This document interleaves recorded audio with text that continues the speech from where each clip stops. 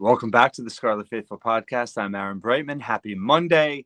Some big recruiting news from over the weekend. Rutgers football adding commits in the 2025, 2026, and 2027 recruiting classes. Did a big barbecue that Greg Schiano hosted at his house on Friday, and it resulted in adding more talent to the program for the future now.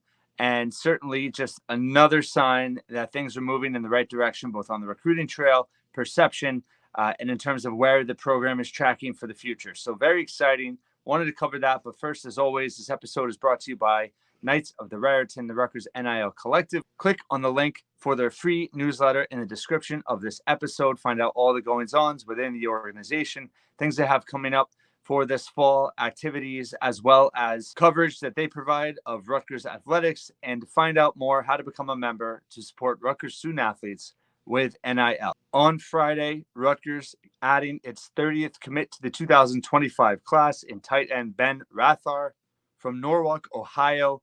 Previously committed to Kent State, was mostly a MAC recruit, and has flipped now to Rutgers. Rutgers was without a tight end in the 25 class, so addressing a need. 6'5", big-bodied, good hands, good blocker, a lot of potential there, and certainly something that they needed for the class to have multiple tight ends coming in with the 24 class, but still certainly a position that Rutgers wants to build depth on, having flipped Kenny Fletcher to looking like going to be the starting tight end and could have a bright future there. But you want to continue to build that depth and talent at the tight end position under Kirk Shiraka. So getting a flip late this summer to add to what is currently a top 20 recruiting class. Their player grade is 87.69. As we've spoken about at length this summer, trending to be about a high 20s, low 30s ranked class, but addressing a ton of needs, increasing a ton of talent. Currently 6 4-star recruits in the class of 30 in the 24/7 composite ranking. So adding Rothhaar is, in terms of a position need, makes sense, got good size, developmental program. He fits the bill. So certainly a good add there. And then on Saturday, huge news for Rutgers football, adding a top 100 recruit in the 2026 recruiting class in Dyzier Carter, 4-star receiver out of Virginia, 6 foot, 180 pounds, big-time playmaker in terms of watching his film, breakaway speed, good hands, can go up and get the ball, lines up as a running back at times, and was really good at avoiding tackles, breaking through, contact, and also as a kick returner. I mean, when he gets ahead of seam, he has real breakaway ability, huge playmaking ability for Rutgers, getting a 4-star top 100 recruit at the receiver position. It just shows the confidence that recruits have in Rutgers building this offense moving forward. Carter joins Gavin Sidwar, the quarterback, who previously committed to Rutgers in the 26 class. They've actually played together 7-on-7 in Florida. So there's some familiarity there. And have these two guys as your top 2 recruits now, your 2 recruits in the 26 class to help build that class. It just adds serious momentum moving forward after you've built such a strong 2025 class.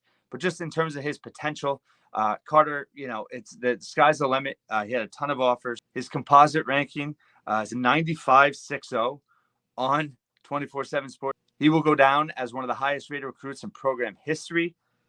Currently rated 94th nationally, 13th top receiver, and number 4 recruit in Virginia, from Woodbury Forest, Virginia. Has over a dozen Power 4 offers already. That list likely to grow. He has obviously committed extremely early, just heading into his junior season, but talked about online his fit with Rutgers. He told 24/7 Sports that his relationship with Dave Brock, the fact that Dave Brock develops receivers in the NFL, was a big part of that. Also, per Todrick Hunt, Demir Shaw played a big role. He coached his brother, DeQuince, at Fordham previously, so there's a long-term relationship with the family.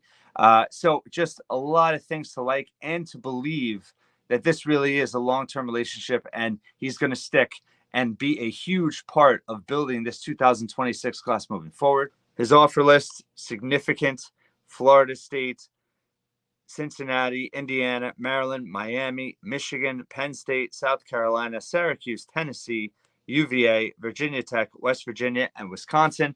Like I said, would have grown even more if he was available, and still might. I'm sure certain programs are not going to give up on him, but this is a huge get for them. And again, reason to believe that this is solidified based on the long-term relationship. And, this is where we've been talking about, and Greg Schiano talked about it last week at Big Ten Media Day, the fact that they're putting people in the NFL now. It's really resonating with recruits and giving them just credibility on the recruiting trail.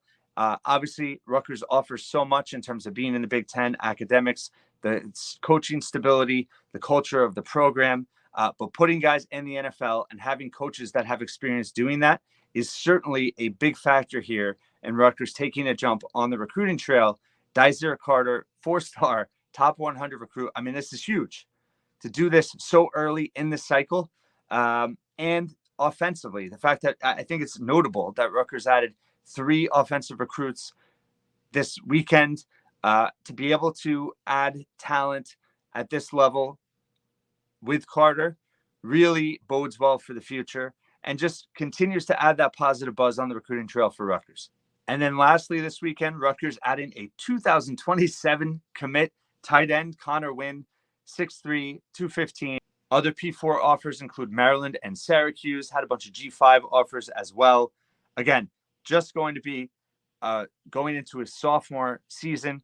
Talked about on social media how when it's home, and committed to Rutgers. He was at that barbecue on Friday. He's from Jacksonville, Florida, so keeping that Florida pipeline going. He also recently received an offer from UCF, now a Big 12 school. So just the fact that Rutgers, again, looking to add on offense and to have a commit now with the 27 class, it just shows the positive vibes around the program and just the belief that is out there now, how they are selling their vision and they're showing their progress with that vision and now really resonating. And again, just to get offensive recruits this early in the stage, I think shows that what they've outlined, what they're showing in terms of their plans as they add more talent, Greg Schiano talking about Shiraka and his ability to adapt the offense to the personnel.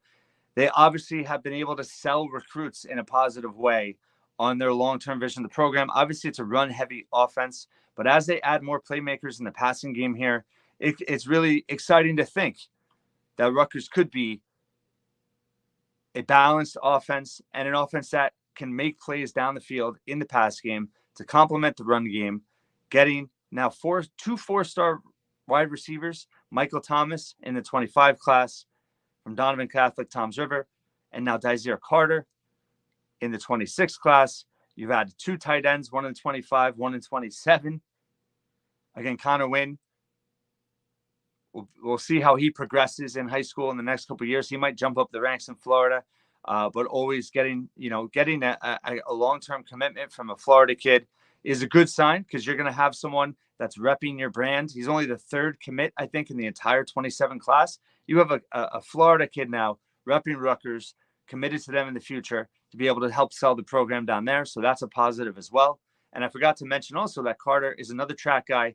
He's a multi-sport athlete, plays basketball, but track, you look at that speed. They just continue to build in a certain way that makes the future so exciting. I'm going to have an episode coming up very soon with David Anderson where we really talk about the 25 season and how much opportunity there is for incoming recruits and beyond, and how this program is going to kind of shift and move forward after this coming year. As training camp begins here on Monday, I have an episode out on Saturday previewing camp in terms of 5 areas to look for what Rutgers needs to accomplish during training camp going into the 24 season. So check that out if you have not seen that yet. Thank you so much for watching this episode. Recruiting continuing to move forward for Rutgers football. Exciting times. Greg Schiano will be speaking to the media on Monday. I'll have that press conference later Monday, and then another episode shortly after that, interpreting kind of some things he said, any breaking news, or some interesting things that came out from there. And then I'll have a Hoops podcast this week too. So a lot of action-packed work. Dog days of summer getting behind us here. Full content everywhere you see in terms of Rutgers athletics. Football now starting training camp on Monday, a month out from the season on August 29th, season opener against Howard. And now going to have plenty to talk about moving forward.